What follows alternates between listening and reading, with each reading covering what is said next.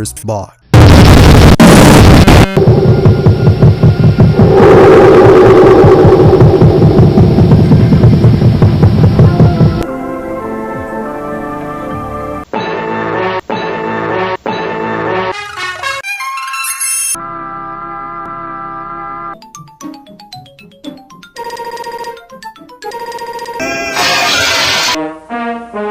Rika mus blir mer som kocken i South Park.